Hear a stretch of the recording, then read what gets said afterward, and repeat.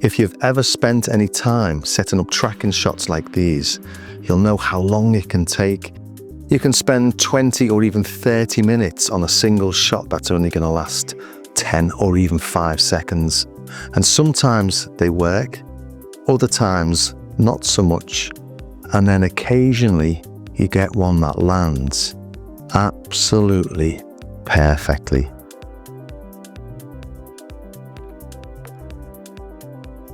And it is quite a fine looking thing. It's easily got enough presence to fulfill the role of an impressive studio centerpiece, including this lovely sparkly paint job.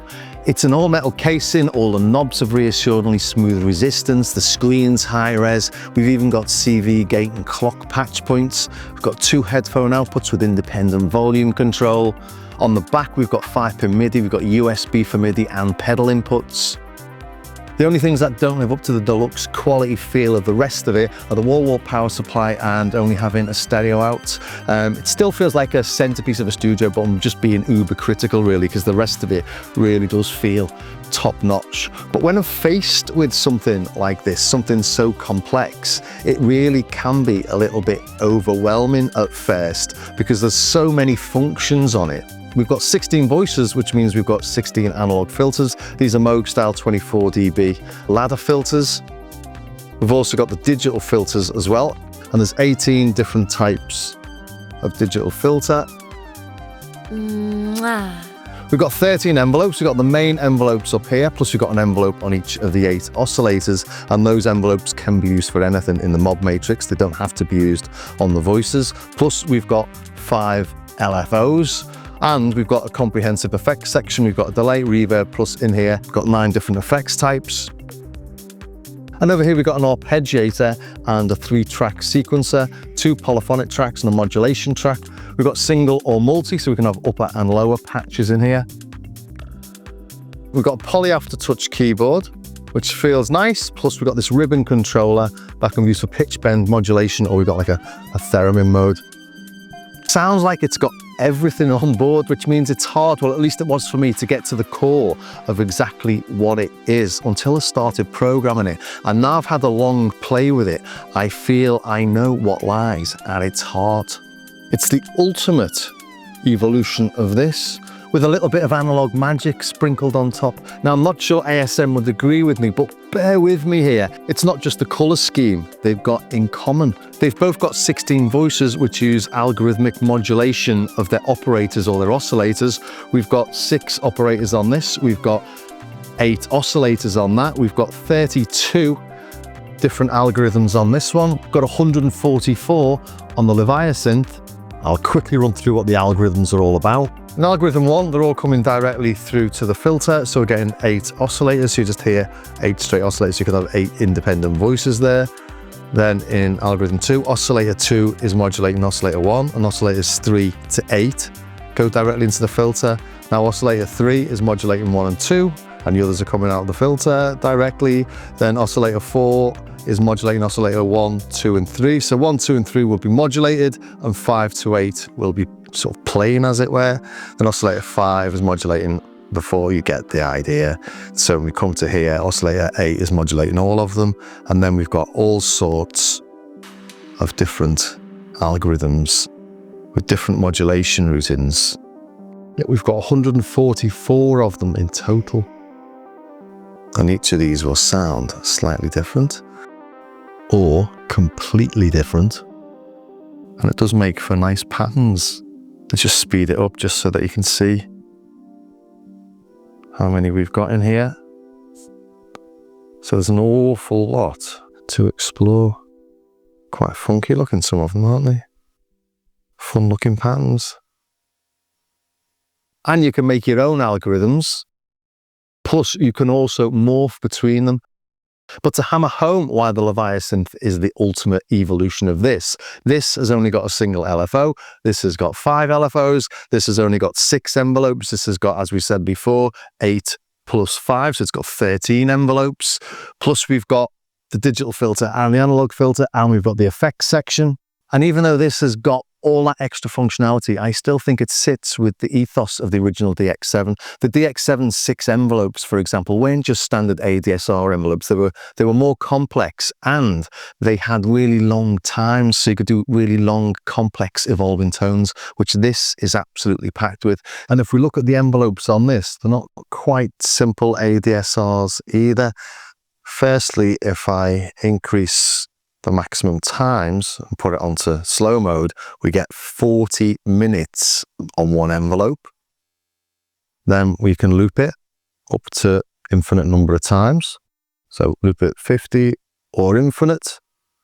Then we've got the different curves we can put on it, from exponential to linear and to logarithmic. Also, we can quantize it. Oh, let's come back there.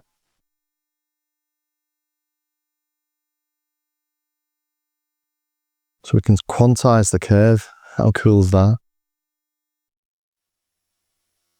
And we can trigger it via things like the LFOs. So you can do really cool modular-style generative patches. You don't have to touch a key at all. So much more complex, as I say, than just your standard ADSR. Oh, we've got the delay and then the hold section as well. So they are actually DHDSRs. Yeah. So once again, leaps and bounds ahead, or light years ahead of the DX7. And you can see that's being triggered there by the LFO. So even if ASM wouldn't agree with me that it's a DX7 on steroids, reta, peptides and testosterone, or maybe they would, maybe that's exactly how they think of it. But in my head, that's how I've been able to approach it, program it, rather than just going through all the amazing presets that you've got in this. But this isn't one of the onboard presets. This is something I've made from an initial patch. It's my favorite tone off the Prophet 5, and it's a bit like a test tone for me. I use it all the time to get a feel for how an instrument sounds. Building something from scratch also gives me a good idea of how everything works. I'll run you through how I made that, and hopefully that'll start to help us understand the different concepts and the workflow on this. And it's a relatively simple tone. It's just two sawtooths. One of the sawtooths has got an LFO on it and it's slightly detuned with a little bit of envelope on the filter. We'll go to an empty patch. So first thing, oscillator 1, let's put that onto a sawtooth. We can do that either on this screen here, or we can go to the wave and we can see it for each of the 8 different oscillators. So we've got them both on a sawtooth. We'll turn them both up. So we go to oscillator 2. Let's just turn the initial level of that up because we're not going to use these envelopes yet. Oscillator 2, whoops. Just double checking it's oscillator 2. There you go, yeah, so you hit the oscillator and you flick through the different menus for that oscillator. What I just want, initial level, just missed it, there it is. Then I'll detune that one, so we go to the pitch. I'll put them both an octave lower actually. This makes it easier for me to play in the center. So that's an octave lower, and we'll drop this one down an octave as well.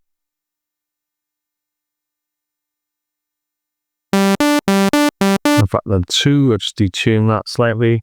Synths both.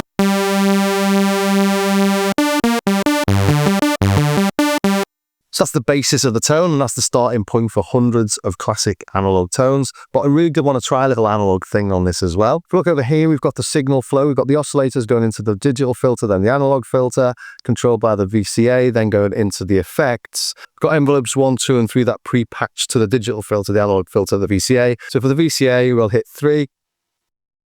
And now we've got the VCA envelope up here. So let's just, I know we've done this patch 1,000 times. We're going to drop that sustain a little bit, not too much. A little bit of decay on there. About 500 milliseconds, something like that. If it release, a couple of seconds. There we go. A little bit less on that release. Now something on the analog filter as well. So I'll drop this down a little bit, I think around there-ish. Then we want to put the envelope on the analog filter. So, and again, I've done this a fair few times. So let's drop that sustain down to about halfway, just under halfway. Decay is about 3 seconds normally, I think, on this.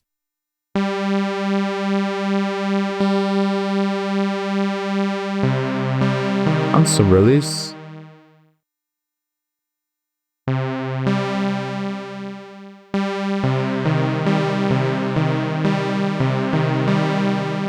I'll go into the analog filter menu itself. It's already got some pre-drive on it. You can add more drive. Get some nice grit and some girth out of it. But we'd have the envelope to amount. So this is all familiar stuff to anyone that's ever programmed anything.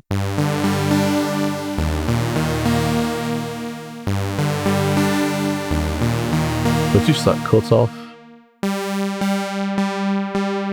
There we go, that's about right.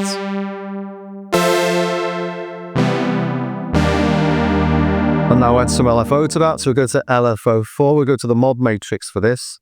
So LFO4, we're going to go to the mod matrix and we're going to assign one. The source will be LFO4, destination will be oscillator 1. Want to modulate oscillator 1 pitch. So I'll go to the pitch. We're going to want a really small amount of depth on this. Less than that, about there. And then make that a bit quicker. So let's come out of the modulation matrix. If you start hitting any of the buttons over here while you're in the mod matrix, it starts assigning things. So LFO4, rate, about there.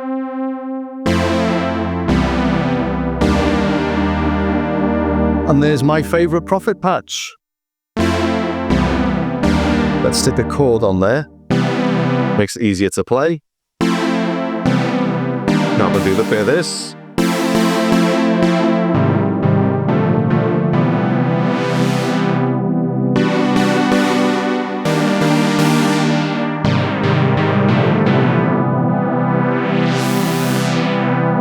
And I do realise that's not what this synth is all about, but it can do it. So I want to show that it can do it. And also, because it's a simple patch, it's a nice way of showing it how it all works. Just turn up down, add some more drive to it.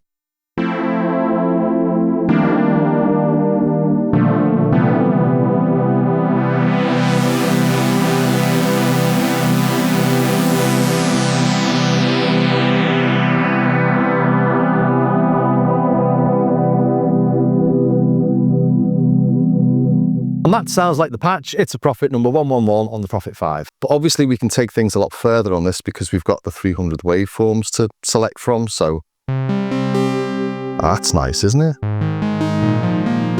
Put on a sign on oscillator 1. Yeah, beautiful. But you know, we've got 300 we can pick from. So let's go to a more complex one. And these have all been picked or hand selected or handmade actually, to be nice waveforms, not just random shapes. We've all got nice fundamentals, so everything sounds nice and rich. On some waveforms you get on things like the Prophet VS, for example. You don't really get a fundamental, or much of a fundamental, because they're so harmonically rich. Which doesn't make them as usable for a lot of things, but these are all really nice. And you can also see that we've got lots of different types of, say, sawtooth.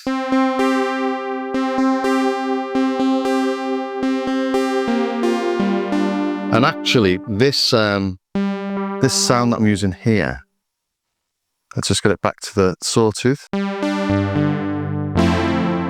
On the Prophet 5 itself, it uses the Rev 1, Rev 2 filters, and they invert the wave. So to invert your wave, hit that, it's been inverted, and the words are inverted. I love that. So come to oscillator 1, do the same with that. If you look at this page here, you can see which page we're on 3 of 5, 4 of 5, 5 of 5, back to 1 of 5.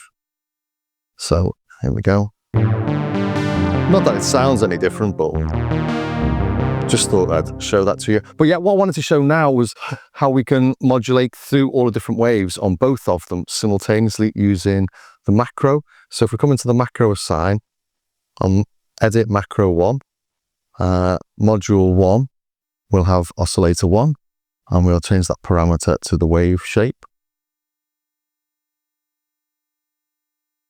I'm going to turn the depth up to full, do the same over here. Whoops. Do the same there. Bring this to the wave shape. And then depth on full. So now, when I edit macro 1, I'm going through all the different waves.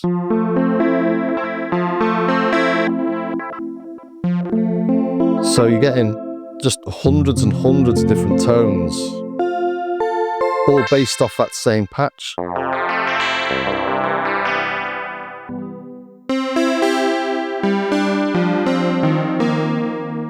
Just things you couldn't possibly do. Oh, that's nice. I like the sort of buzziness in there.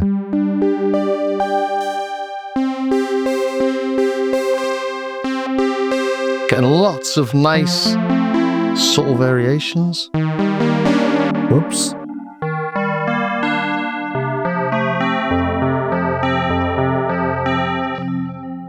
Oh, well, there's one nice one in there, wasn't it? There you go.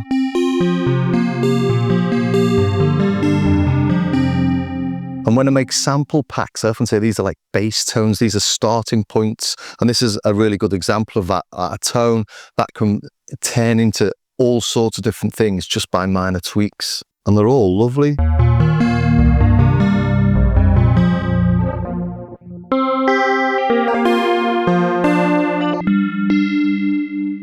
And then we've got the voice modes as well. So we've got this analog feel here, and this gives really subtle changes.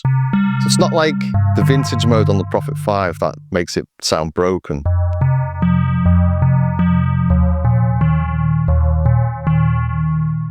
If we put it back to the original waves, let's come back into the macro. In fact, this will be the sawtooth.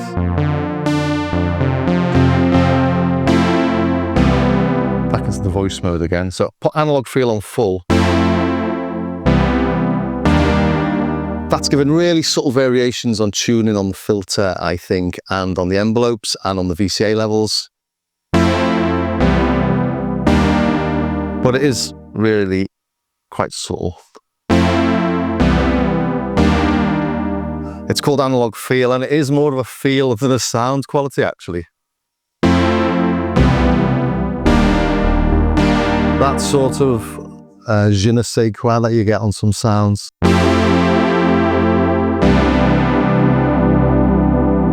Lovely, isn't it? Let's do something more digital then. I'll do a classic FM bass tone that uses just 2 oscillators, but it uses the envelopes on the oscillators to achieve a sort of filtering sound. We can initialize the patch by just hitting initialize. Yes. Okay. And for this, we're going to modulate oscillator 1 with oscillator 2. So we'll go to the algorithm. Let's have a look what we've got there. And the very first one is modulating oscillator 1 with oscillator 2. So oscillator 2, we'll have that as a sign as well. And we want this as FN. So FM mod.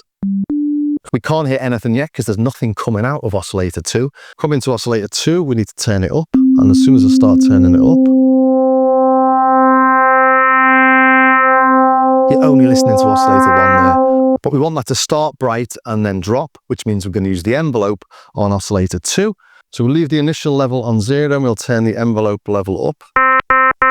And then we'll play with the envelope. So let's go into the envelope and we want to drop the sustain down to 0. We want the decay on there as well. So now it starts with oscillator 2 at full volume, modulating oscillator 1 then down to 0. And we can make it brighter by altering the tuning of oscillator 2. So pitch mode, we'll put that onto ratios. Ratio means we're not selecting a frequency or a note, we're selecting a ratio compared to oscillator 1. And if you've got the ratios in there, you can keep it a lot more in tune. If you go out of tune, it goes much more metallic. So we'll have a ratio, we'll turn that up to, well, anything really, but So at a ratio of 4 to 1, oscillator 2 is actually 4 octaves higher, I think. But you can hear we've got that classic bass tone. To make it a bit snappier, we'll go to oscillator 2 envelope. Change that decay value. Let's add some release. We'll add some release here and on the VCA. Oops, the VCA envelope.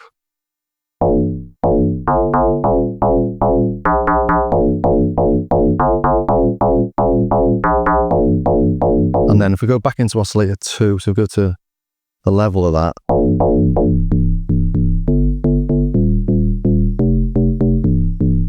Sounds nice, doesn't it? But it is about the most simple FM tone you can make. And it is using 2 sine waves, just like the DX7 would. And of course on this, we can go into the waves and change them.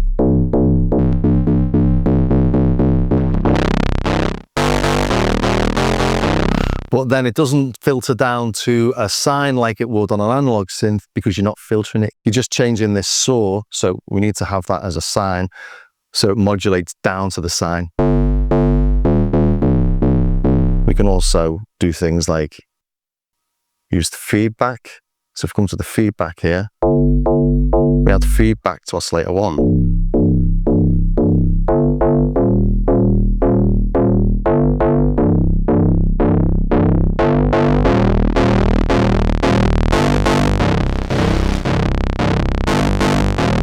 You start going way out of classic analog synth territory. Put that back to 0 and then do it with oscillator 2. Negative feedback on 1.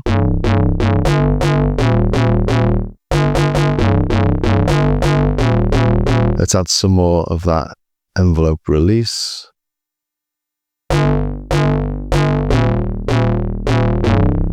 And now, of course, we can filter that further using the digital filter and the analog filter. So we go back into 2. We're going back towards that sine of the oscillator 1. But with this, of course, we can use this.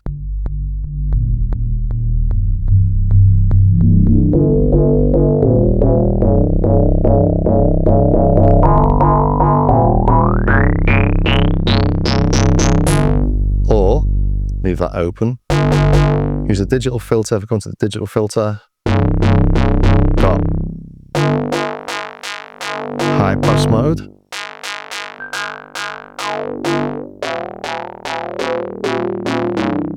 Got this morph function, so that'll change that into a band pass, then to a low pass.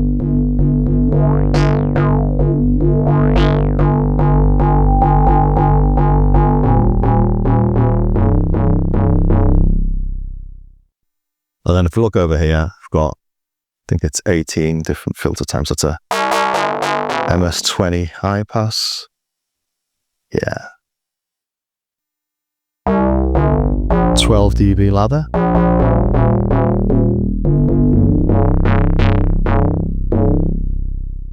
And then this morph function, again, or drive. So this is drive. On this type over here, it's the morph.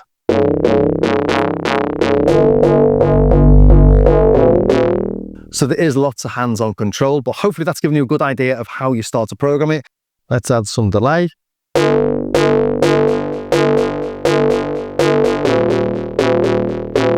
Basic mono, different delay types, basic stereo.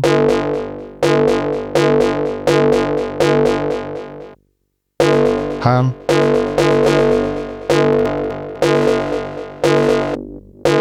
Not going to go through everything here, but let's leave it on a basic mono. And let's add some reverb. Let's go to a massive one.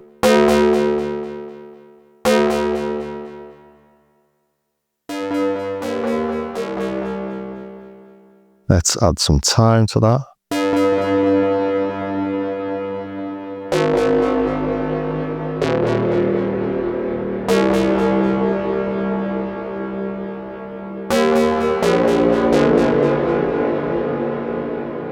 And then we've got pre and post effects as well.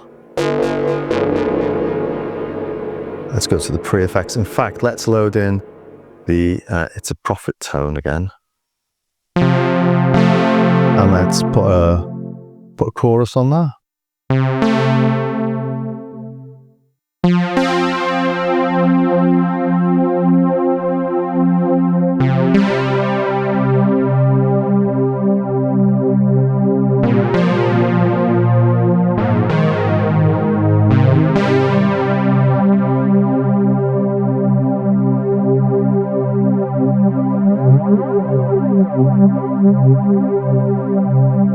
Maybe add some reverb to that.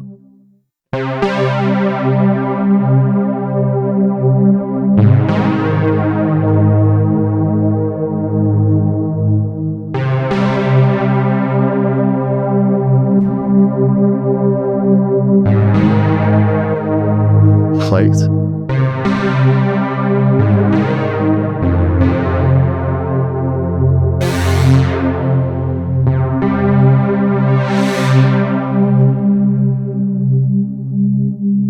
Other effects we've got in here are flanger.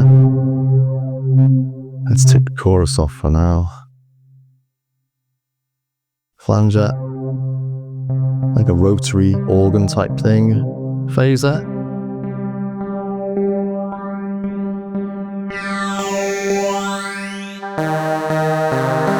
A lo-fi mode, so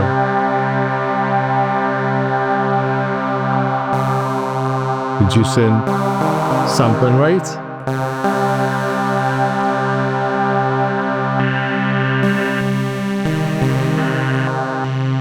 Some nice cool effects in there as well. Tremolo.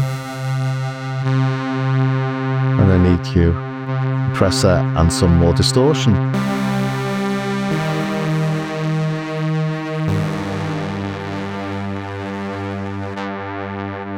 Three types. And now I know I've been comparing it with the DX7, saying it's FM. It really is so much more than FM. I'll show you that now. I'll use a 3 oscillator patch. I'll have oscillator 3 modulating oscillator 2. That's modulating oscillator 1 with some pulse width modulation. I'm putting some frequency modulation on oscillator 2. That's modulating the pulse width of 1. So we'll start off with an algorithm that can do that. And that's over on number 14. There we go. So oscillator 3 modulating oscillator 2, modulating oscillator 1. So at the minute, we're just listening to oscillator 1. Just the sine wave. So we'll go to oscillator 2. We'll put oscillator 2 onto pulse width modulation. Then we'll turn it up.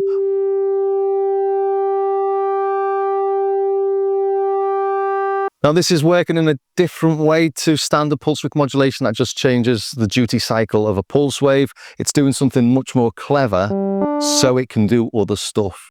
So let's now bring in oscillator 3 and we'll put that on, well, we can put it onto frequency modulation, and then when we turn this up, it's modulating in between the pulse width. If we put it into phase modulation, it's different. Phase mod's DX7 style.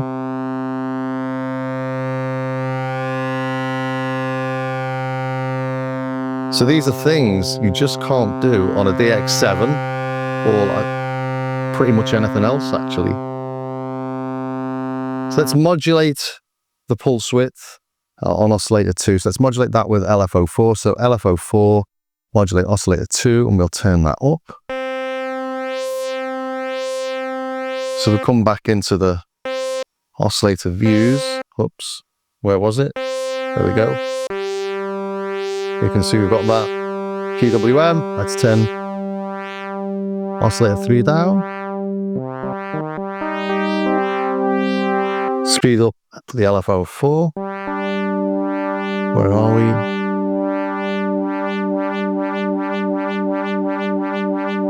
Lock that modulation down a little bit. Let's add some envelope to the release.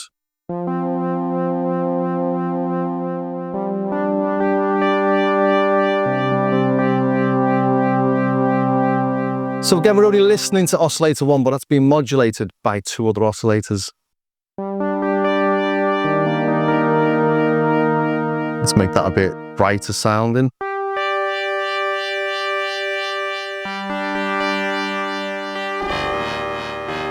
And then detune it. In fact, this is quite a cool thing because we can detune it with ratios. So if we come to page 5, we change this to ratios. And then when we detune it, we'll detune it with ratios, which are harmonically related to oscillator 1.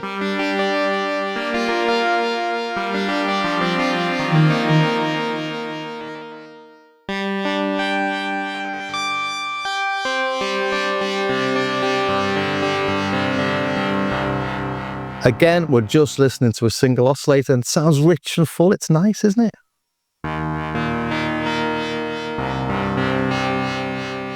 We've not even touched the filters yet, so let's have a play with that.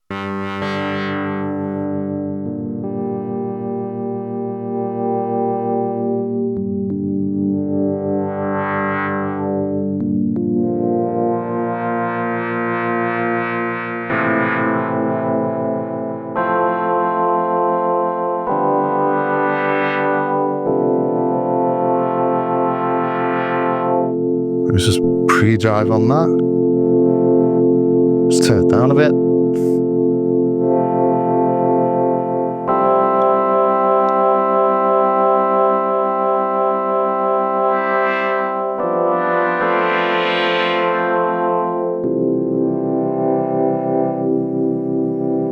That's got a Prophet VS style tone to it, hasn't it? Those nice bright digital oscillators going through the analog filter.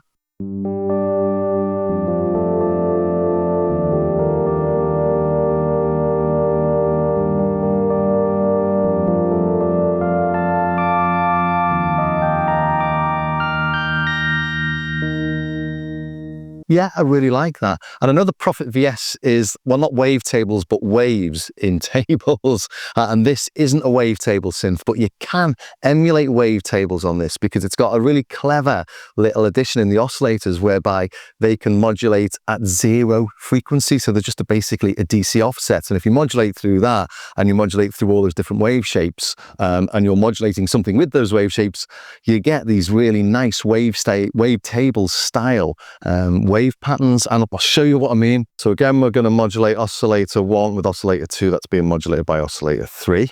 Go into oscillator 2 and we'll turn go to page 5, we'll turn the pitch mode into frequency mode, and then we'll turn the frequency down to 0.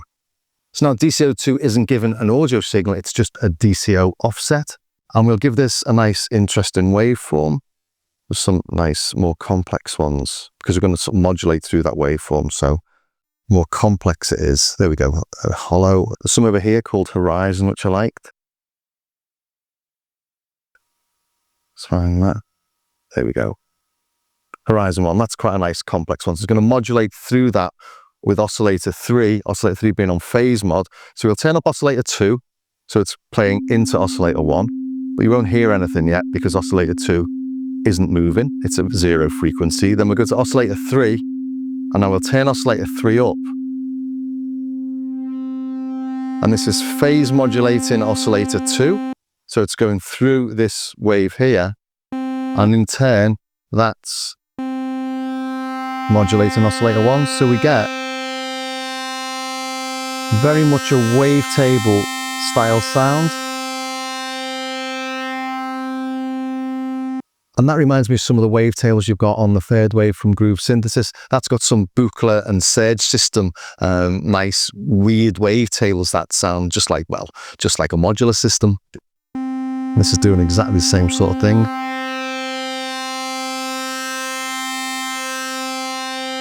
So if we change oscillator 2, it's like having a different wavetable. Back into oscillator 2 again. Same. And of course you can change that underlying tone, that underlying waveform as well. Go into oscillator 1, let's turn that into a sawtooth, or one of these, whatever we want really. We're back into oscillator 3, as we turn that up.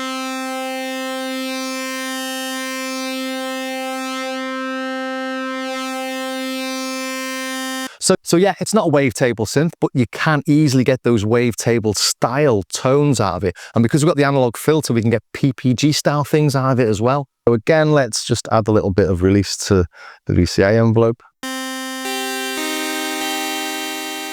Play with the analog filter.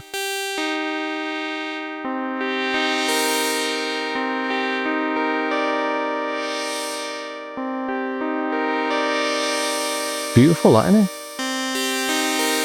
Should we add some chorus to that as well?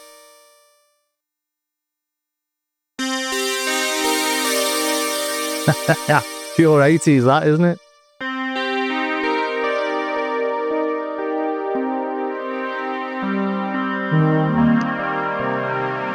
But of course, it doesn't have to be 80s. Let's turn that off again. Let's turn the envelope release down. I'll show you this in a second, the bias. Where are we? Envelope there. It's going to oscillator 3 and just play around with the levels.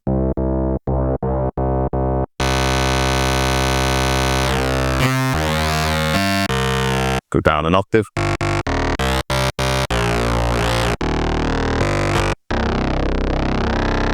So we're going from really nice, glassy, twinkly sounds into really dirty basses.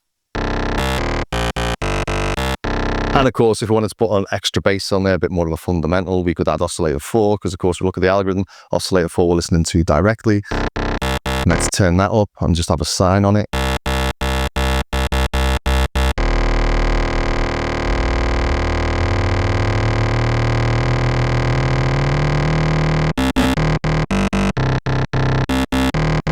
So then you can balance them, obviously. So initial level of 1 down. 4, let's knock that down an octave again.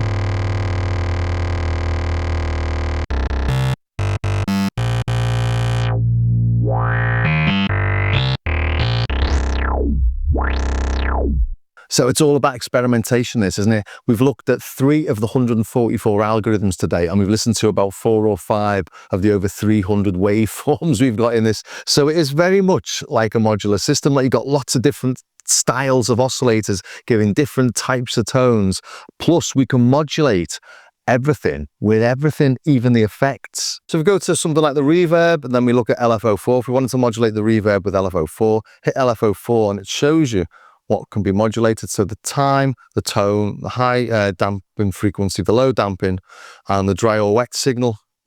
So if we wanted to do that, just let's change the time, and it brings you to the mod matrix, and then you can change the depth. So setting up modulation's really simple, but because it is quite complex, we have things like this, the oscillator envelope level and bias knobs. And what these do is they change the envelopes for everything. They offset those envelopes. Imagine you've got a complex tone with an envelope on every single one of the oscillators, and you want to make it a bit snappier or a bit longer. You don't really want to have to go into each of the envelopes individually, especially not if you're playing live. So if we come into a patch like this, for example, quite a complex patch, and we come into the envelope levels, because we've got different envelope levels for all different 8 oscillators. So if we wanted to make this snappier, we're changing the offset. So the release bias is changing, make it longer. And that's changing all of those.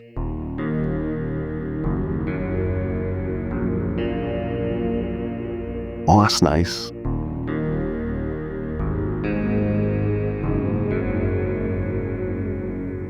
Let's make it snappier.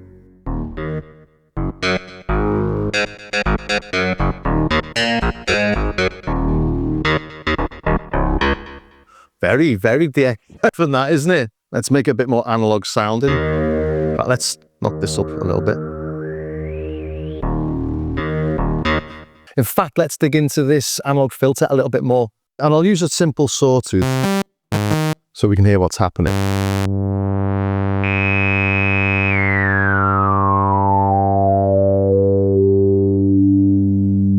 And the guy that helped them design this worked on the Moog Sub 37 and a couple of the other Moog things, I think.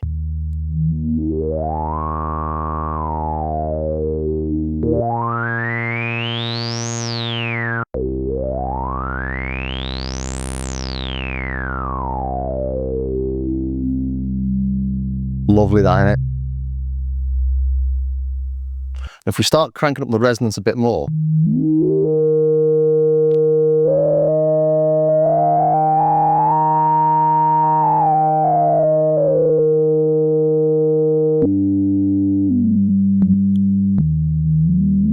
really does have a nice feel to it, but because it's been tuned to something like the Sub 37 and mono synths, it can go really screechy, which you don't actually want on poly synths.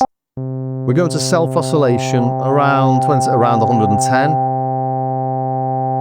We turn the oscillator off, and it doesn't get really screechy, and that's actually quite a typical thing. As you increase the resonance, the cutoff drops a bit.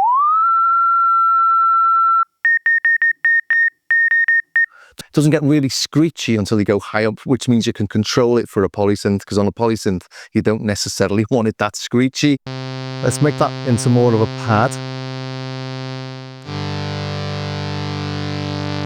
Oh, in fact, I'm not showing this yet. On the envelopes themselves, we're going to the envelopes. We can change the curves of the envelopes.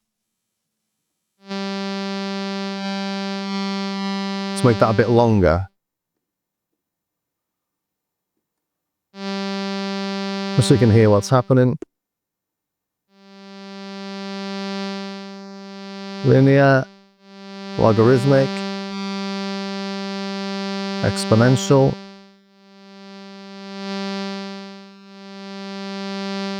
So you can tune it however you like.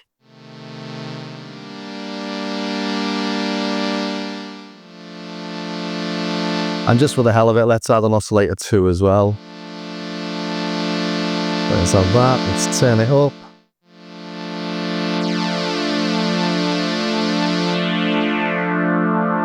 There we go, we've got a nice pad.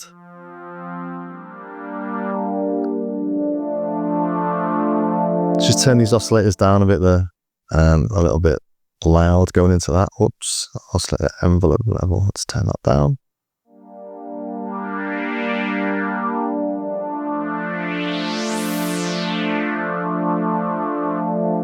Turn it down a little touch more. Just turn those oscillators down a bit, I can hear it crackling.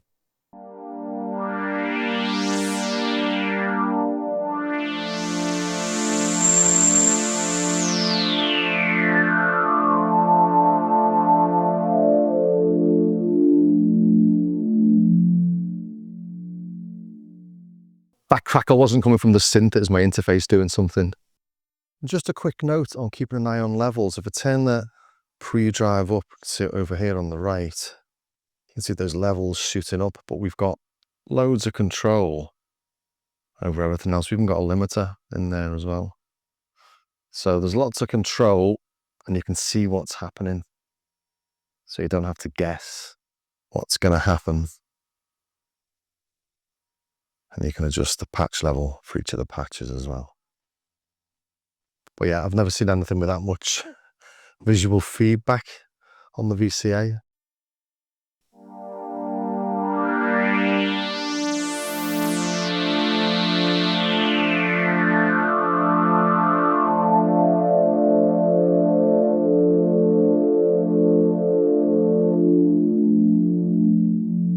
Add some more drive.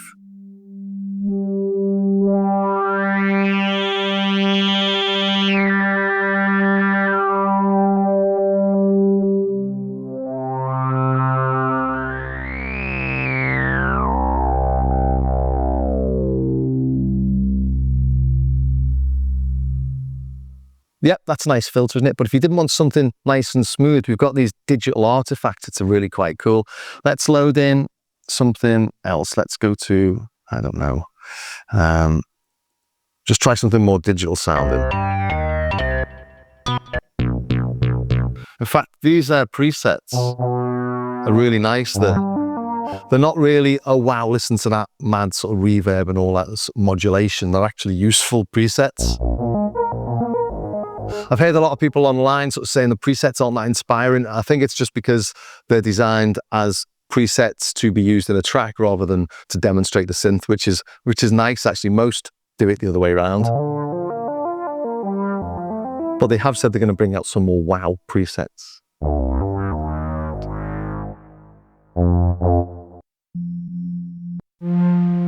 Trying to find something glassy. Okay, cognac glasses.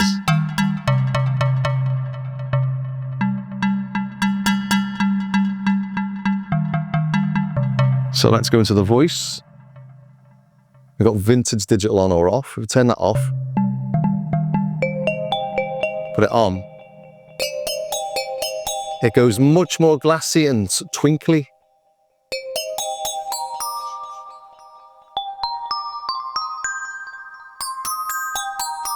And that's because it's changing the way it's doing all its processing to make it more like a vintage synth. So you've got like 8-bit in there rather than 16-bit or 32-bit or whatever's going on in this.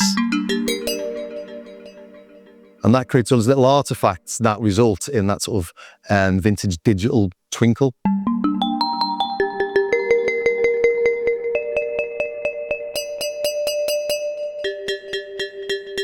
And then we got bit depth as well, so take it down to 12-bit or 8-bit even, or 9 there, 8.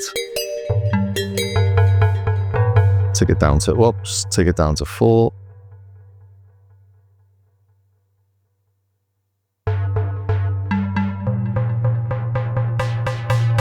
Nice and noisy.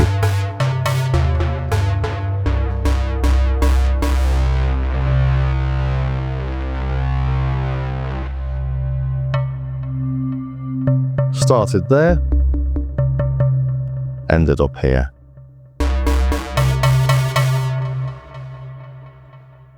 Randomization's another one. If you go to any of the oscillators and just randomize something, there you go, just check, randomize the waveform. You can set the randomization amount as well. Randomization amount, so oscillator waves, let's change that to 100%, so it'll throw us up anything. Randomization generated. So to randomize the whole thing here. Yep, and that didn't work. Oh, well, that didn't work. Let's randomize from the patch instead.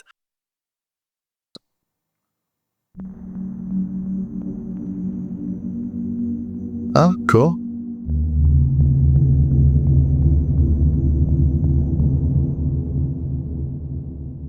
Nice. What else haven't I shown you? The fact that we've got upper and lower patches. We've got lovely stereo stuff in here. But I won't go into that here, and I don't think we're going to go into the arpeggiator and the sequencer. The sequencer does all the things you'd expect the sequencer to do. We've got track 1 and track 2, and we can edit the notes, the velocity, the gate, the multi-trigger modes. We've got drift in there, we've got probability in there, the polyphonic sequences, and we've got a lane of modulation as well. So lots of different modulation routines. And on the keyboard version, the ribbon allows you to scroll through the sequences. So you can scroll through them with this. Although I've not got one in there at the minute, but yeah, that's quite a nice touch, that. Got the chord mode as well. I think we saw me play the chord mode earlier. I've got flams on those chords, so it'll play the notes, it'll spread out the notes as it plays them. I've shown the presets and browsing, so you've got browse the banks, browse the different categories, browse by sound designer. So there's a lot of really nice patches in here, as I said. I'm not going to start playing through them. There's other demos online with people playing them. But yeah, it's a really well thought out bit of kit. So what are my final thoughts on this? Well, it's a staggeringly good synth, and it's so much more than I thought. Well, I wasn't actually quite sure what I thought of it before I got my hands on it. It was a bit complex, as I said at the start. All these different statistics and all the different functionality and everything that it can do, all the LFOs, all the envelopes. It didn't quite sit in my mind what exactly it was, what exactly it did. So yes, I mentioned at the start, it's like a DX7. It's like a DX7, but then with loads of different ways of making those tones. So yeah, fundamentally it started off, I think, as like an FM style thing. But once you start adding all the phase distortions, the sync modes, the frequency modulation in there as well, and stacking those up on top of each other and starting off with all those different waveforms, it just takes it into completely different places. So I still stand by, I think, whether ASM would agree with me, it's like an FM synth. It's like a DX7 on steroids, on testosterone, on Reta, on peptides. But after playing with it for a few days, I've decided it's got a bit of LSD in there as well. Well, I hope somebody somewhere found that useful. If you did, please subscribe, ring the bell, join me over on Patreon. I've got patches, samples, tutorials, and other nice little bits and bobs on there. Also, do take a look at my starskycar.com website. Again, patches, samples, there's things to buy, there's cheap things, there's free stuff. It's always nice when people pick up some of the cheaper bits even, because as I say, everything really does help to support the channel. Well, I hope you enjoyed that. Thanks for staying to the very end, and I will see you next time.